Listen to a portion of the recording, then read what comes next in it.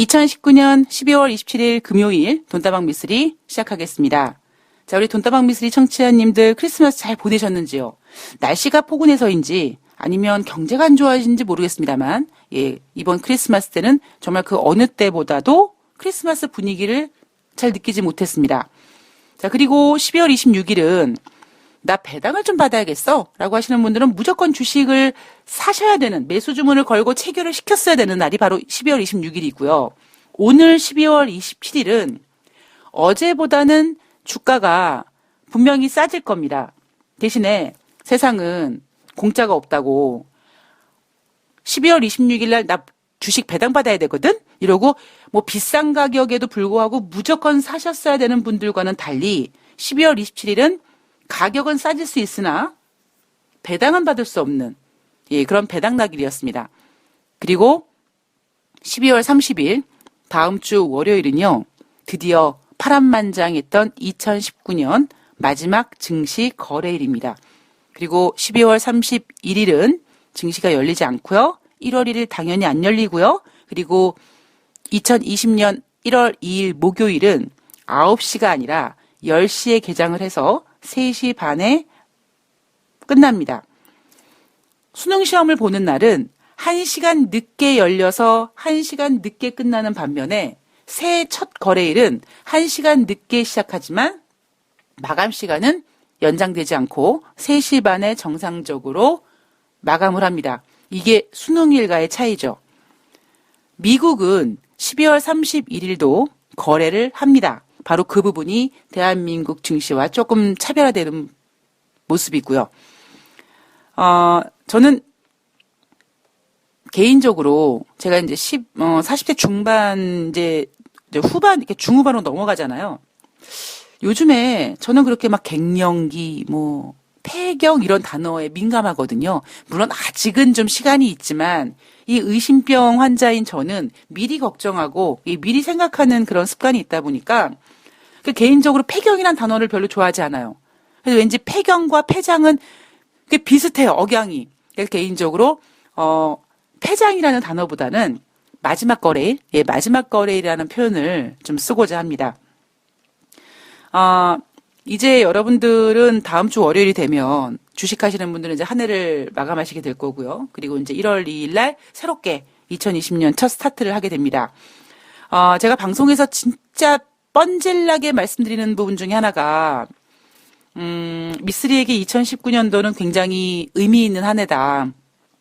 물론 야 네가 한낱 인간이 어떻게 10년 20년 이렇게 이 간격을 정하니? 라고 하실 수도 있고 저도 물론 마찬가지로 그런 생각을 합니다만 그래도 2008년부터 해서 이제 쭉 10년 동안 미쓰리는 정말 어려운 시간을 걸어왔고요.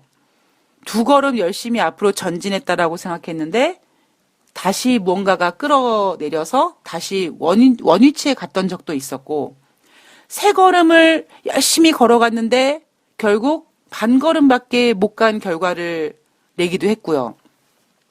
지난 10년 동안에 진짜 안 되나 보다.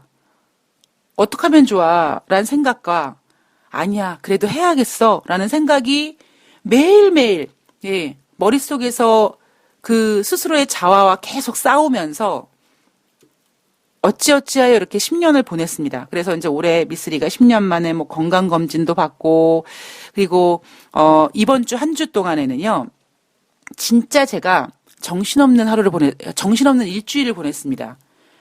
그래서 평소보다 많은 사람들도 만나고 그다음에 통화도 많이 하고 그래서 지금 제가 목이 부어가지고요 침을 삼키기 어려울 정도로 이렇게 사람들을 만나다가 내가 과로사를 할 수 있겠다라고 생각이 들 정도로 이번 주에 정말 많은 분들을 만나고 그러면서 이제 저의 10년을 마무리하면서 앞으로의 10년을 이제 준비하는 그런 시간을 이번 크리스마스에서는 제가 좀 포함을 시켰습니다.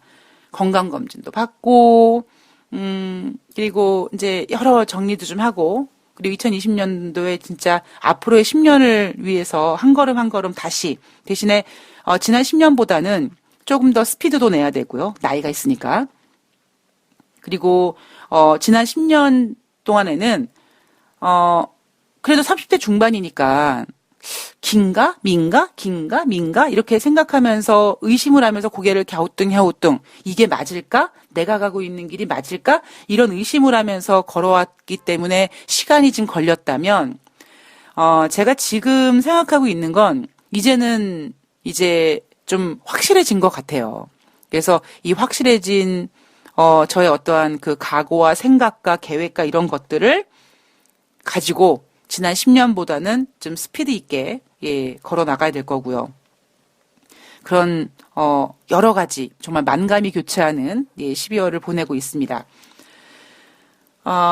증시 이야기를 좀 해보자면은요. 미쓰리는 미국 증시는 상당히 안정적으로 상승하고 있다. 어찌 보면 틈이 별로 없다. 반면에 대한민국 증시는 지난번에 갭 상승을 했는데 이 갭은 반드시 메꾸게 되어 있고, 물론 메꾼다는 게 당장 뭐 다음날 메꿔, 다다음날 메꿔 이건 아니지만 분명히 메꾸게 되어 있다. 뭐 이런 얘기를 해드렸습니다. 12월 26일 뉴욕 증시는요, 나스닥이 9,000포인트를 돌파했다라는 기사 내용이 지금 계속 올라오고 있고요.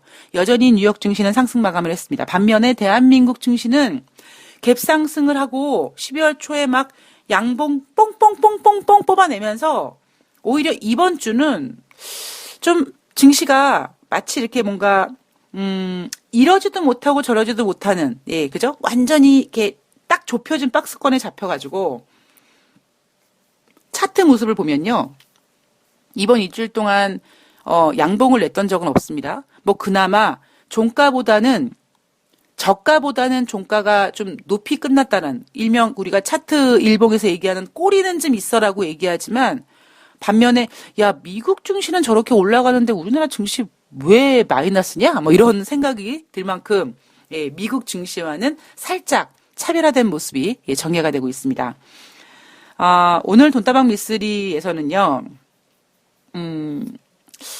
이번 주에 대한 이야기를 좀 한번 해드릴까 해요. 사실 제가 뭐 크리스마스 때 굳이 방송을 올리는 게 좀 그래서 방송을 좀 쉬었습니다. 그러나 사실 오늘 같은 경우 제가 지금 상당히 목 상태가 안 좋은데, 목이 부어있는 상태인데도 불구하고 뭔가 돈다방 미쓰리에서 또 이 시점이 되면 여러분들에게 또 한번 수다를 떨어드려야지만 될 것 같은, 그게 악셀레이터든 아니면 브레이크든 잘 모르겠습니다만, 이제 또 이번 한 주를 보내면서 돈다방 미쓰리만의 어떠한 그 시장의 색깔을 여러분들께 전해야 되지 않을까, 뭐 이런 생각을 갖고 오늘 돈다방 미쓰리를 녹음하고 있습니다.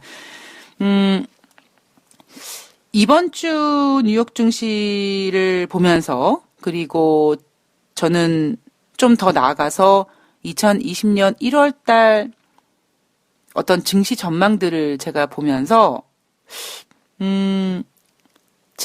가장 먼저 들었던 생각은 뭐냐면 2018년 1월 달 증시 생각이 가장 많이 났었고요.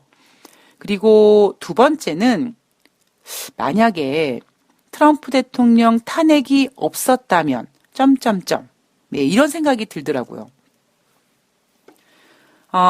여러분들 혹시 기억이 나실지 모르겠습니다만, 제가 앞서 방송에서 한번 이런 얘기를 해드린 적이 있어요.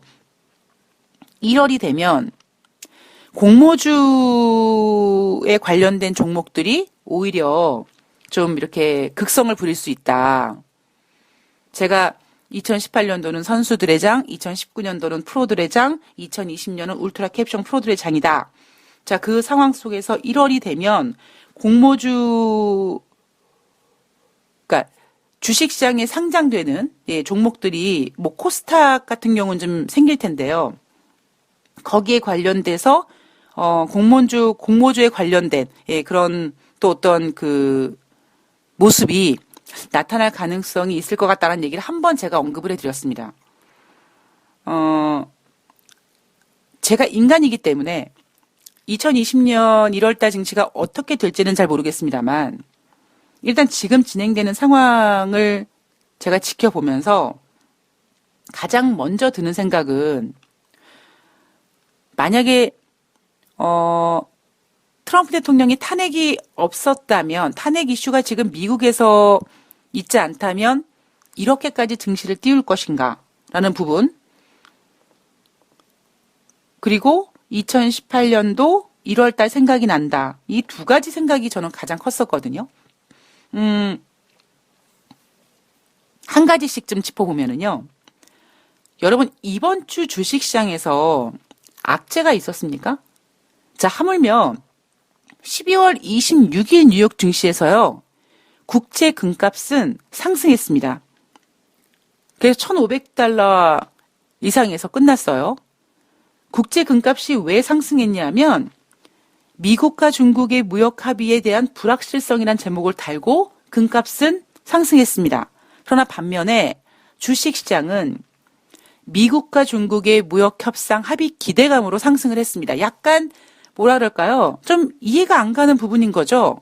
국제 금값은 미국과 중국의 무역 협상에 대한 불확실성 때문에 안전자산 선호 현상으로 금값이 올랐고 증시는 위험자산인데 오히려 미국과 중국의 무역 합의가 될 거라는 기대감 때문에 올랐습니다. 여러분, 둘 중에 하나는 뭐 다른 여러 케이스도 많겠지만요. 둘 중에 하나는 뭔가 어거지로 인위적으로 가격을 올렸다라는 생각이 혹시 드셨습니까? 드십니까? 저는 들었거든요. 이번 주에 나온 이야기들을 쭉 한번 간단하게 정리를 해보면은요. 중국 정부가 2020년 1월 1일부터 얼마 안 남았어요, 여러분. 일주일도 아직 안 남았습니다. 새해 1월 1일부터 미국산 냉동 돼지고기, IT 제품 등 850개 품목에 대해서 수입 관세를 인하하겠다라고 얘기를 하면서 뉴욕 증시는 상승 분위기를 쭉 바통을 이어갔습니다. 사람들이 이렇게 생각하는 거예요. 야, 중국이 미국산 냉동 돼지고기랑 IT 제품 같은 거 이거 관세 인하한다고 하니까 저것들이 뭔가 무역 합의를 하기 위해서 뭔가 그냥 이렇게 쑥덕쑥덕 거리는구나. 뭔가 하긴 하겠구나. 이런 기대감 때문이거든요. 자, 여기서 살짝 의심스러웠던 게 뭐냐면 1월 1일부터 850개 품목에 대해서 수입 관세를 인하는 할 건데 중국이 몇 프로 인하하겠습니다라는 인하폭은 밝히지 않았습니다. 그러니까 언뜻 들으면 중국이 미국과의 무역 이 협상을 뭐 판을 깨고 그런 건 아니고 아이 좋은 게 좋은 거라고 관세 인하하고 이렇게 잘 끝낼 거야. 아, 그래? 그러면 관세를 폐지한다고는 하지 않고 관세를 인하한다고 했으니까 얼만큼 인하할 건데 그거 정했니? 라고 물어봤을 때 함구했죠. 얘기는 하지 않았습니다. 이번 주에 들어와서 중국 정부가 미국산 냉동고기 IT 제품에 대한 관세를 인하한다는 소식을 가지고 뉴욕 증시는 상승의 랠리를 이어가고 있고요. 그 다음에 이 바통을 누가 받았냐면 바로 트럼프 대통령이 받았습니다. 우리가 그동안 알고 있었던 얘기는요. 스티븐 무누신 재무장관이 이런 얘기를 했죠. 1월 달 초에 장관급 합의가 있을 것이다. 그런데 이 중국 정부가 미국산 냉동 돼지고기 IT 제품에 대한 관세를 인하하겠다라는 그 긍정적인 소식의 바통을 이어받은 트럼프 대통령은 뭔 소리야. 중국과 무역 협상 나랑 시진핑이랑 할 거야. 라고 했단 말이에요. 언제? 리조트에서 기자들에게 시진핑 중국 주석과 만나서 서명할 것이다. 우리는 그것을 끝내기를 원하기 때문에 더욱 빨리 서명할 것이다. 라고 얘기를 했습니다. 자, 여러분, 제가 돈다방 미스리를 진행하면서 과거에 대한 이야기를 참 자주 해드리죠. 여러분, 2015년도에 미국이 12월 달에 금리를 인하했는데 어쩌고, 작년에 크리스마스는 미국 역사상 가장 우울한 크리스마스를 보냈습니다. 이런 얘기를 해드렸잖아요. 2019년 12월 24일 크리스마스 이브 날에는 뉴욕 증시는 혼조세로 마감을 했습니다. 작년에는 최악의 크리스마스를 보냈는데 올해는 그렇지 않았습니다. 자, 그리고 중국이 관세를 인하하고 트럼프가 시진핑과 만나서 서명을 하겠다. 그 다음에 바통을 뭐가 이어받았냐면 FOMC에서 이제 새롭게 합류하는 인사 대부분이 기준금리를 동결하고 싶어하는, 즉 어찌 보면 비둘기파 성향들이 투표권을 갖게 됐다. 즉 그 얘기는 뭐냐면 2020년에 연준에서 뭐 금리를 막 또라이처럼 인상하거나 그럴 일은 별로 없을 것 같아. 그냥 해보면은 대충 하는 게 금리 동결일 거야. 이런 내용이 나왔습니다. FOMC 구성원은요, 총 12명의 구성원으로 진행이 되는데, 2020년부터 클리브랜드, 필라델피아, 댈러스, 미니애폴리스 연방은행 총재들이 투표권을 갖게 되고요. 반면에 보스턴 연방은행 총재, 시카고 연방은행 총재, 캔자스시티 연방은행 총재, 세인트루이스 연방은행 총재는 FOMC 회의에 참석은 하지만 투표권은 없습니다. 그런데 이번에 2020년에 투표권을 갖게 되는 이런 인물들이 야, 금리 인상해야 돼, 뭔 소리야 라는 것보다는 아유, 야, 동결하자 이런 생각을 갖고 있는 인물이어서 최소 2020년 미국이 금리 인상을 단행할 거라는 거는 완전히 지금 봉쇄시켜버린 거죠. 2020년 FOMC 통화정책은요, 1월 28일부터 1월 29일까지 진행되는 거를 시작으로 해서 3월달, 4월달, 6월달, 7월달, 9월달, 11월달, 12월달 이렇게 8번이 열립니다. 그러면 미쓰리가 여기서 살짝 딴지를 좀 건다면 지금 2019년 12월인데 12월 말인데 2020년에 FOMC 구성원들이 멤버가 바뀌고 그 멤버가 바뀌는 사람들이 금리 동결을 선호하는 사람들이니까 그들 때문에 내년도는 미국이 금리를 인상한다고 설치진 않을 거야. 지금 이런 시나리오를 써가면서 중국 정부에 이어서 트럼프 대통령에 이어서 지금 FOMC에서 증시 상승을 위한 바통을 이어받은 거겠죠. 2018년도에 미쓰리가 2019년도 미국이 금리 인하할 거려? 난 얘기를 했을 때 정말 많은 분들은 쟤 또라이 아니야? 2019년도에 미국 경제가 너무 좋아서 뭐 너무는 아니지만 2019년도 미국 경제가 좋아서 뭐 최소한 뭐 한 번, 뭐 아니면 2번 정도 뭐 이렇게 금리를 인상한다고 하는데 어떻게 금리를 인하해? 라고 생각했죠. 그런데 정말 금리를 인하했습니다. 하물며 미쓰리가 예상했던 것보다 금리를 더 많이 인하했어요. 그래서 미쓰리가 뭐라고 말씀드리냐면 오히려 제가 예상했던 것보다 금리를 많이 인하했기 때문에 미국 경제 지표가 못 나오면 이상한 거다. 아니 금리를 저렇게 3번씩이나 인하했는데 이런 이야기를 계속 해드리고 있습니다. 자, 지금 12월 27일 날 내년도 FOMC 투표권을 갖는 4명의 인물이 금리를 동결할 거야. 내년에 FOMC에서 금리를 동결할 거야. 이 시나리오를 가지고 여러분 2020년 동안 한 해 동안 가지고 가실 수 있으시겠습니까?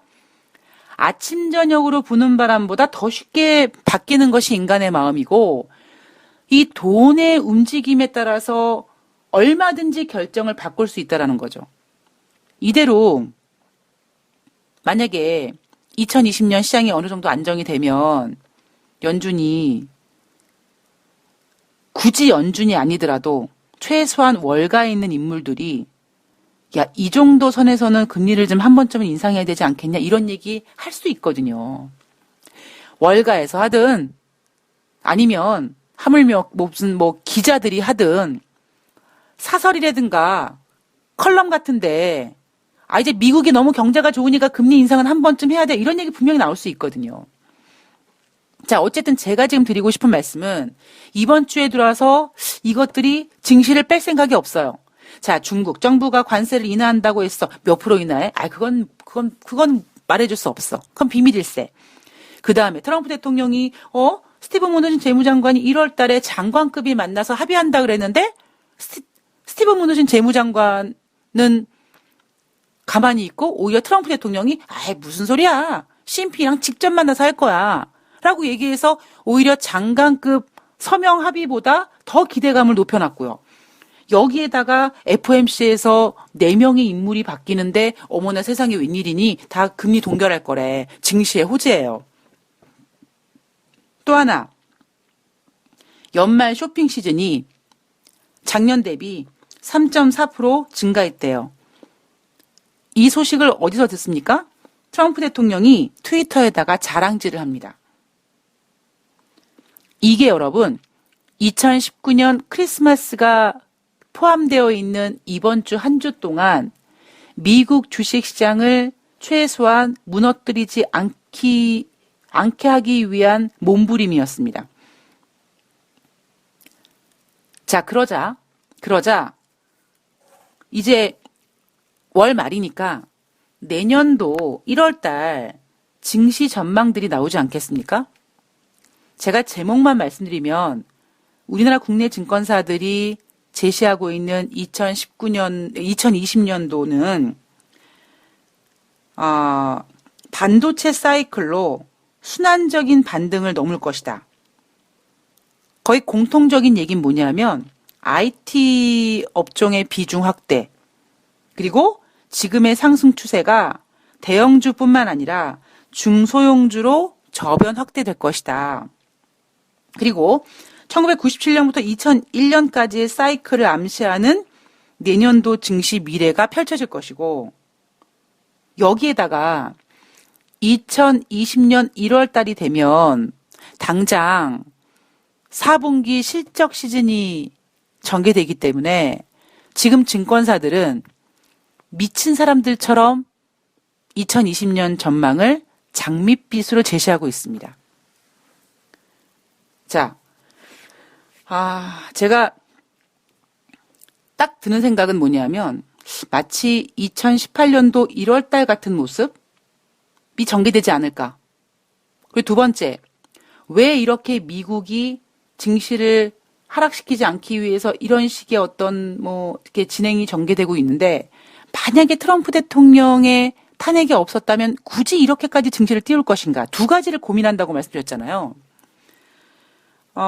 여러분 2018년 1월 달 어땠습니까? 제가 좀 정말 재수없는 표현을 좀 해보자면요. 2018년 1월 달에 제가 바라본 시장은요. 그러니까 투자자들은 미친 사람들 같았어요. 여러분들 2018년도 1월 달에요. 증권사들이 뭐라고 제시했냐면 3,000포인트를 제시했었습니다. 주식시장이 하락할 거라고 그 누구도 믿어 의심하지 않은 사람이 없었어요.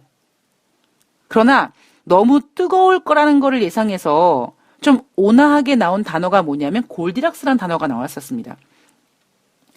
자, 물론 2018년도 1월 달 중하순부터 미국 증시가 하락했던 이유는 무엇이었냐? 여러분 기억나십니까? 바로 미국 경제가 너무 좋아서 인플레이션이 3% 넘어가고 막 그래서 너무 미국 증시가 과열됐다. 이렇게 미국 경제가 과열되면 연준이 금리를 막 올리게 될 거고 금리 인상은 증시의 악재일 것이다. 그래서 너무 좋아서 인플레이션이 3% 넘어가고 막 그냥 넘어간 게 아니에요. 넘어갈 것이다라는 어떤 시나리오 때문에 미국 주식시장이 1월 달 중하순부터 하락했고 2월 달은 더 힘들었던 시장이었습니다. 그게 언제예요? 2018년도 장이에요.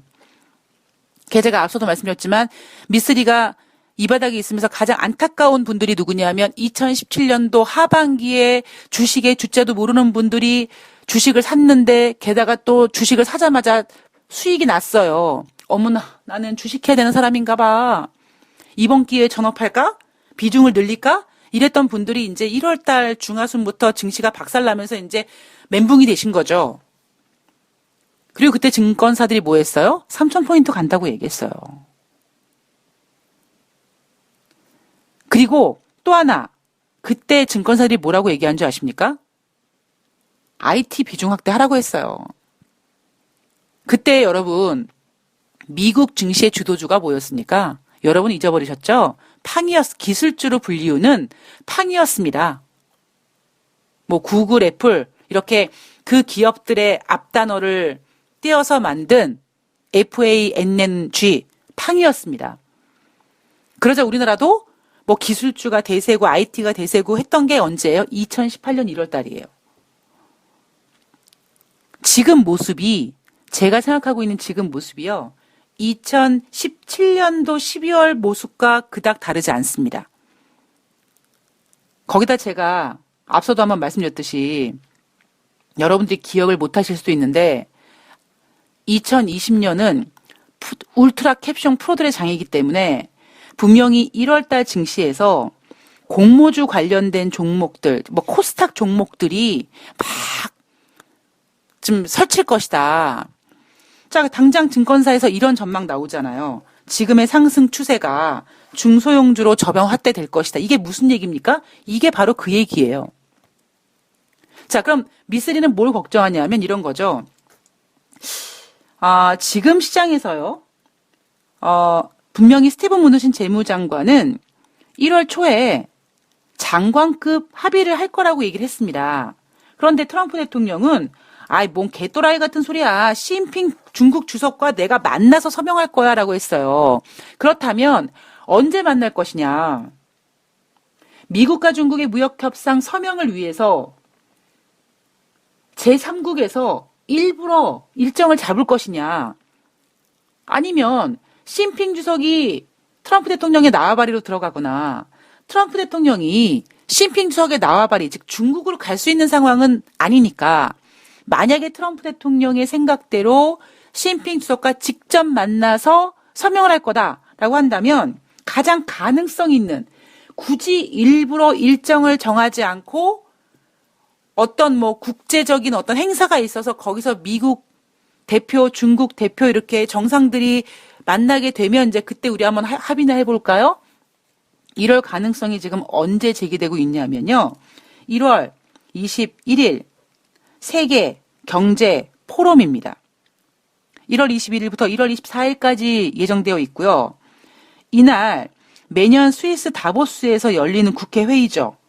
자, 기업인, 정치인, 경제학자가 참석합니다. 트럼프 대통령 참석합니다. 참석해서 뭐예요? 내가 이렇게 증시 띄운 사람이야. 자랑질 할 겁니다. 여기 당연히 중국 시진핑 수석도 참석할 가능성이 높아졌죠. 그렇다면 트럼프 대통령이 중국의 시진핑 수석과 만나서 서명할 것이다라고 얘기한 게 아무리 우리는 그것을 끝내기 위해서 빨리 서명할 것이라고 얘기했지만 가장 가능성 있는 날짜가 1월 하순, 1월 21일 날 예정되어 있는 세계경제 포럼입니다. 자, 그렇다면 2020년 11월 달에 미국의 대선이 있습니다. 지금 트럼프 대통령은 자신의 탄핵이라든가 이런 것들을 걱정해서 경제 대통령, 야, 국민들한테 배부르고 등 따뜻하게 해주면 돼. 뭐 탄핵은 얼어 죽을 놈에. 사람이 그렇거든요. 어떤 지도자가 못됐어요. 되게 못해. 쟤 뭐 하는 거야? 라고 하지만 어쨌든 간에 무슨 수를 써더라도 제 주머니를 두둑하게 만들어주면 뭐 난 정치는 모르겠고 나만 배부르면 돼. 이렇게 이기적인 인간이 바로 인간이거든요. 이기적인 사람이. 그러니까 그거에 대한 생각을 정확하게 국민들의 생각을 캐치한 트럼프 대통령은 미국에서 지금 탄핵이 막 진행되고 이러다 보니까 아무리 상원에서 통과시키지 않을 거라는 생각을 하면서도 증시를 하락시킬 생각이 없는 거죠. 만약에 트럼프 대통령의 탄핵 이슈가 없었다면 제가 트럼프라면 일명 아름다운 조정이라는 단어를 달고 어느 정도 그냥 뭐 박스권이든 뭐 이렇게 횡보를 하든 이렇게 만들 겁니다.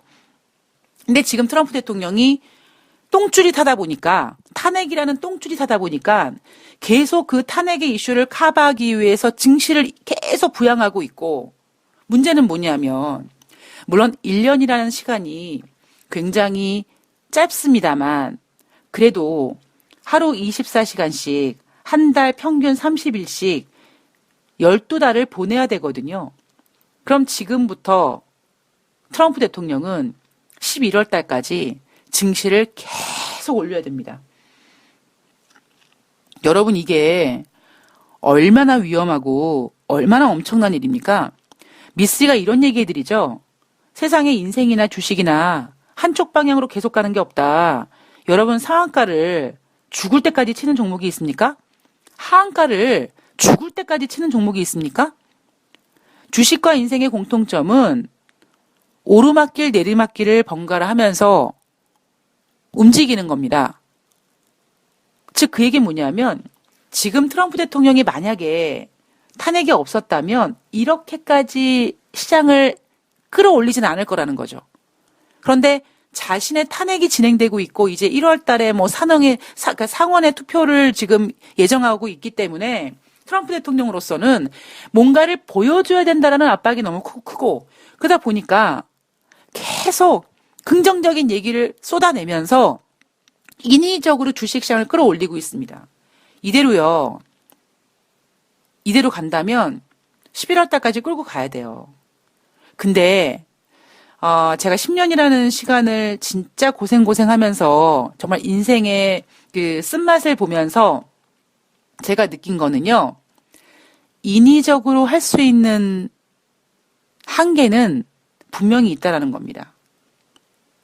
그게 운때가 맞거나 아니면 제가 노력을 하거나 그래서 어느 정도까지는 제 자리를 만들고 뭐 어떤 정도까지는 뭔가 만들 수 있지만 제가 그 이상이 안 되는데 그 이상을 하려고 뭔가 인위적으로 진행시키면 부작용이 반드시 오고요. 그 부작용은 정말 상상을 초월합니다.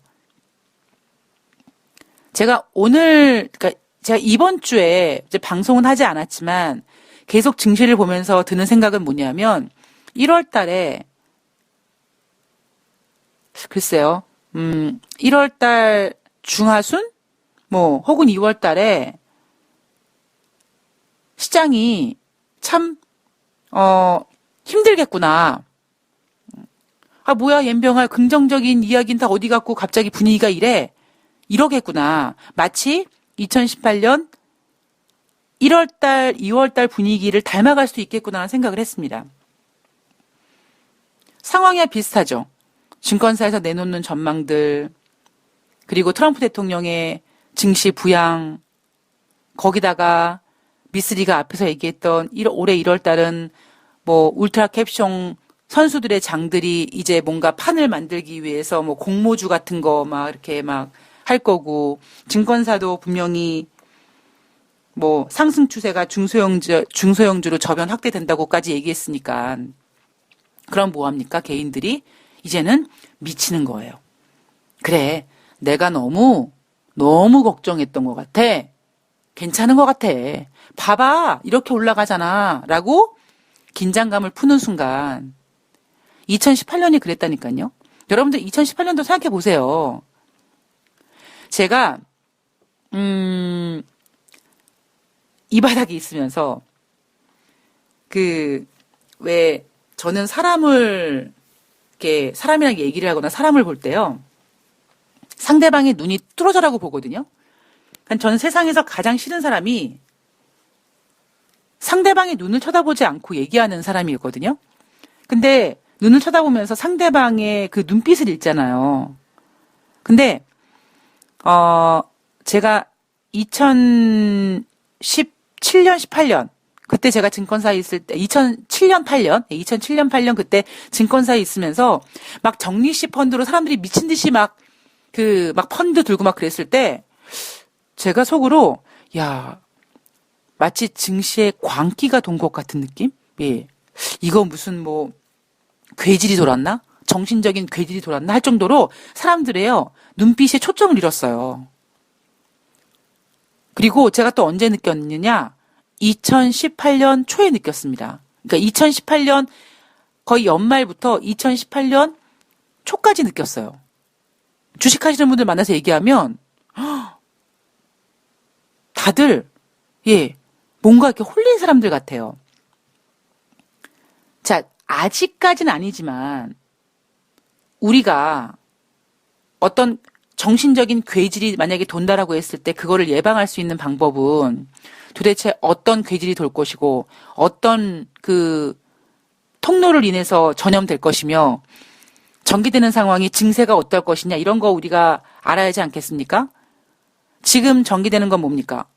중국에서 관세 인하, 트럼프 대통령이 시진핑 만나서 사인한다고 하고 연준이 금리를 내년에 인상하지 않을 것 같고 쇼핑 시즌 좋았고 작년에 우울한 크리스마스 이브였는데 올해는 좋았고 거기다가 1월 달에 실적 시즌에다가 증권사에서는 IT 비중 확대하고 지금의 상승 추세가 중소형 코스닥 종목까지 진행될 수 있을 거라고 얘기하고 어디 하나 여러분 돌아봤을 때 악재가 있습니까? 없어요. 자, 이런 상황이면 사람들은 어떻게 생각하냐면 증시의 청정지대라고 생각하면서 모든 방비책을 다 내려놓습니다. 그럴 때 뭐가 와요? 예, 위기가 와요. 제가 오늘 증시를 보는 관점은 딱 한 가지였습니다. 이번 주 증시를 보는 관점은 거기에 대한 답은요. 참 이상하다. 2019년 12월 26일 날 뉴욕 증시에서 안전자산인 금값은 올랐다. 왜? 미국과 중국의 무역 합의에 대한 어떤 불안감 때문에.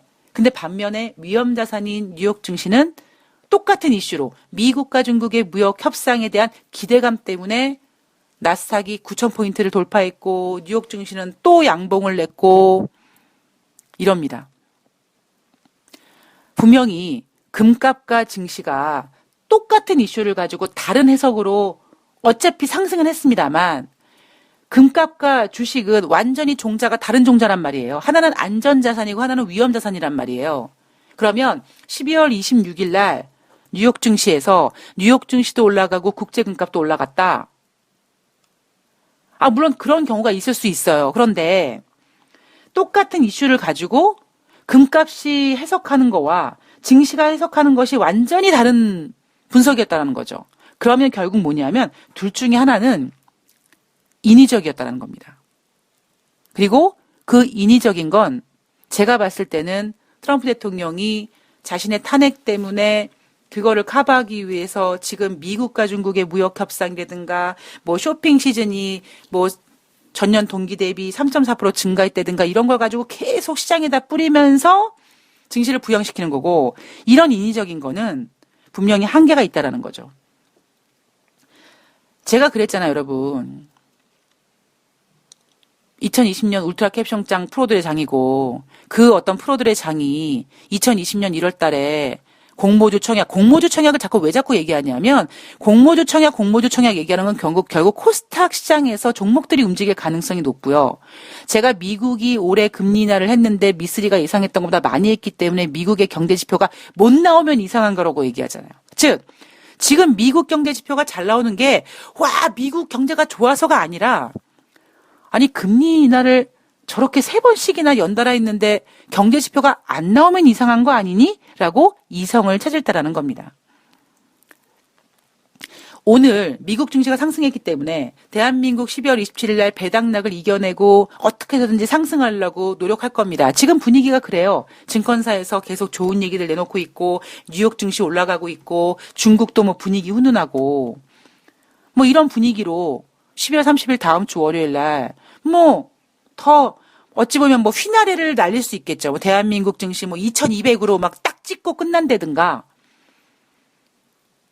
그러나 그건 일단 거기까지. 그것이 계속 영원히 언제까지 이어갈 거라고는 저는 생각하지 않으셨으면 좋겠습니다.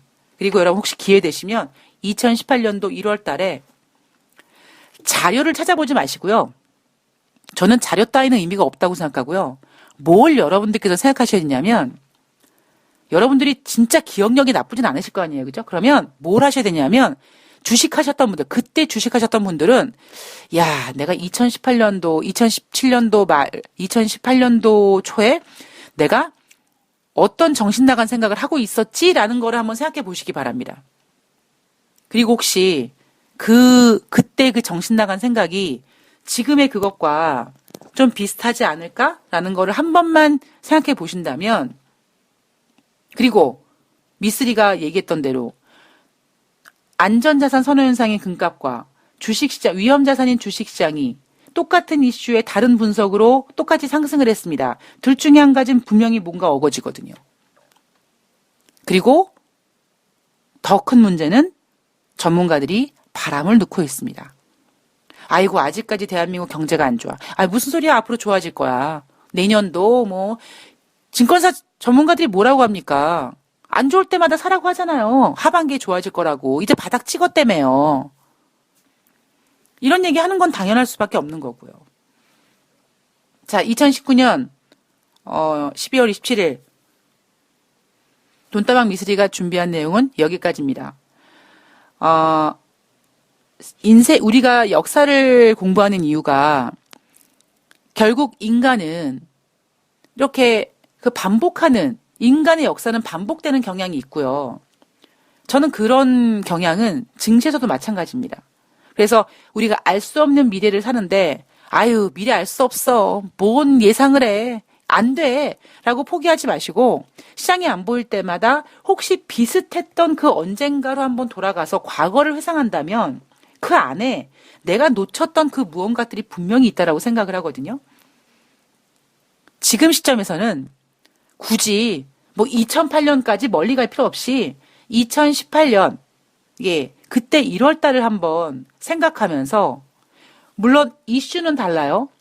그러나 여러분, 이슈가 다르다고 사람은 변하지 않습니다. 사람이 생각하고 있는 그 짱구를 쓰는 사이즈는요, 그닥 그렇게 다르지 않습니다. 원리라든가 기본적인 건 다르지 않기 때문에 2018년도 1월 달을 다시 한번 생각하면서, 아이고, 그래. 그때 전문가들이 3천 간다 그랬어. 뭐 골디락스라 그랬어. 그랬잖아요. 그런 것들을 한번 점검해 보시는 금요일이 되셨으면 좋겠습니다. 자, 한 주 마감 잘 하시고요.